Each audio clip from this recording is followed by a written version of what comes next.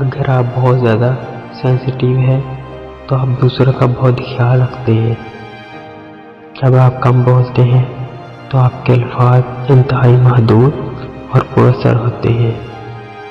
जब आप किसी के बारे में ज़्यादा सोचते हैं तो आप अंदर ही अंदर खुद से बातें करने लगते हैं।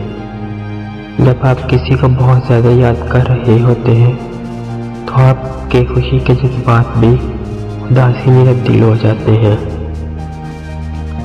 जिन लोगों से आप ज़्यादा मिलते हैं या तो आप इन जैसे हो जाते हैं या वो लोग आप जैसे हो जाते हैं।